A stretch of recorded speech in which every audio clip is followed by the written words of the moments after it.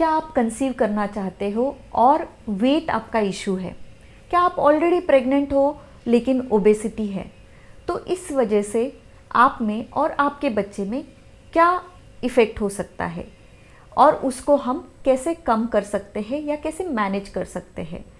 तो इन्हीं सब बातों के ऊपर इस वीडियो में मैं कुछ इन्फॉर्मेशन आपको देने वाली हूँ। तो ये वीडियो को आप एंड तक ज़रूर देखिए और अच्छा लगे तो लाइक, शेयर और सब्सक्राइब के लिए मत भूलिए। So let's get started. नमस्ते, मैं डॉक्टर नूतन पाखरे, AYG एकेडमी की संस्थापक और द अल्टीमेट गाइड टू गर्भ संस्कार बुक की लेखिका।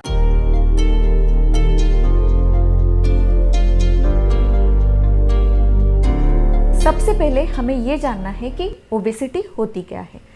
तो ओबेसिटी जानने के लिए हमें BMI को समझना होगा। BMI यानी बॉडी मास इंडेक्स।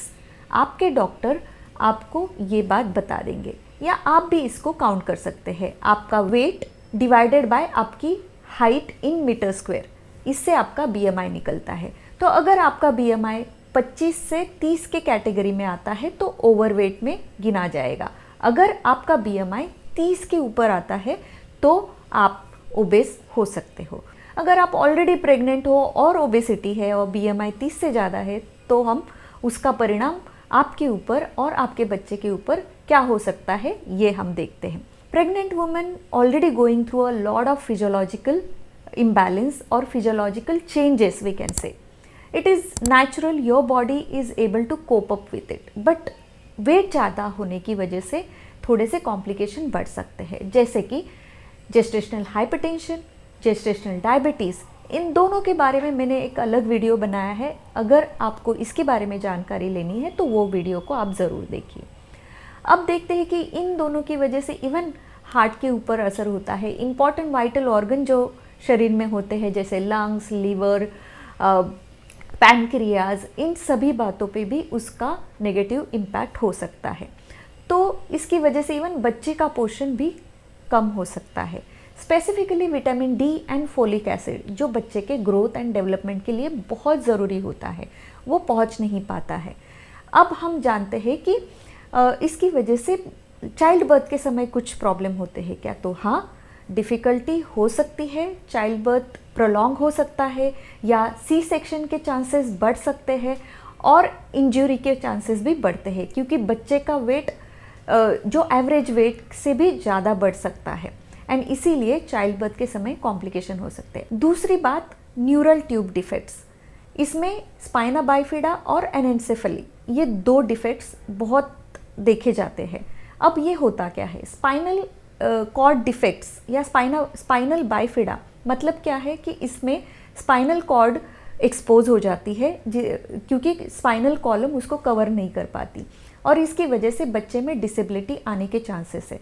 दूसरा प्रॉब्लम है एनेंसेफली। इसमें बच्चे का जो ब्रेन है वो कुछ पार्ट डेवलप नहीं होते या पूरा का पूरा ब्रेन भी एब्सेंट होता है। इसकी वजह से बच्चा मोस्ट प्रोबेबली स्टील बॉल होने के चांसेस है और ये आफ्टर 28 वीक के बाद में शायद डिटेक्ट हो सकता है और प्रीटर्म लेबर करके उसको निकालना भी पड़ सकता है।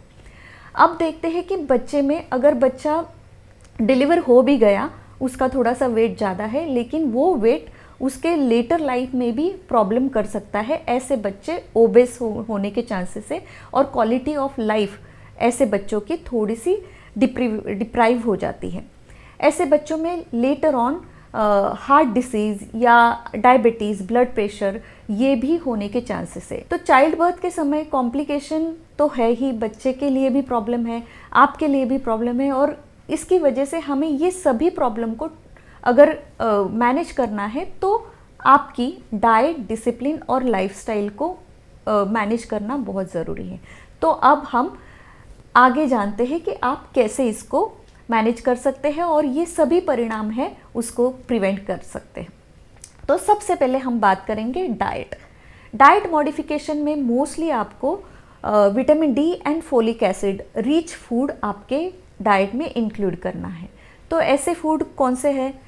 पालक, ब्रोकली, लेंटिल्स, चिकपी और मशरूम, इन सभी में फोलिक एसिड एंड आपका विटामिन D मिलेगा। इसको रेगुलर इनटेक में रखिए। साथ साथ आप आपकी एक्सरसाइज मतलब लाइफस्टाइल में भी आपको थोड़ा सन एक्सपोजर लेना ज़रूरी है।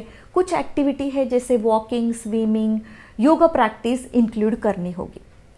अब योगा प्रैक्टिस, कौन से ऐसे योग प्रैक्टिस है जो आपको वेट मैनेज करने के लिए हेल्प करेंगे। तो पहला ट्राइमेस्टर तो वैसे ही चला जाता है क्योंकि प्रेगनेंसी का हम बाहर बोलते भी नहीं हैं।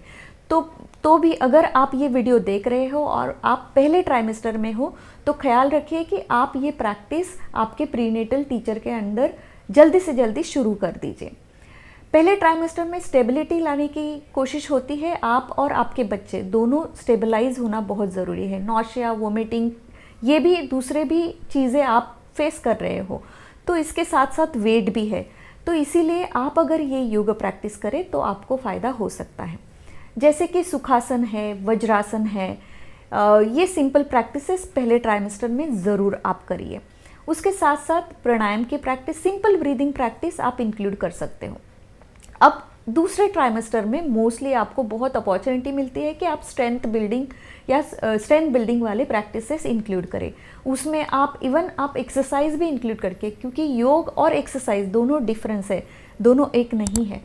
तो इसके लिए आप योग कर रहे हो, योग में आप कौन से आसन कर रहे हो, तो आसन में स्ट्रेंथ बिल्डिंग आसन जो मैंने मेरे बुक में भी लिखा है वो आप लिख सकते हो। कुछ आसन के नाम मैं यहाँ बता रही हूँ।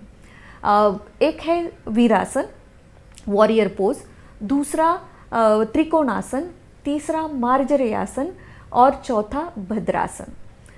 तो ये अगर आसन आप करते हो तो इससे क्या होता है कि आपके पेट, हिप और जो थाइज़ है इसके ऊपर थोड़ा सा ज़्यादा पॉजिटिव इम्पैक्ट हो सकता है। मसल अच्छे से टोन हो सकते हैं, फैट बर्न होने के चांसेस है और फ्लेक्सिबिलिटी बढ़ती है।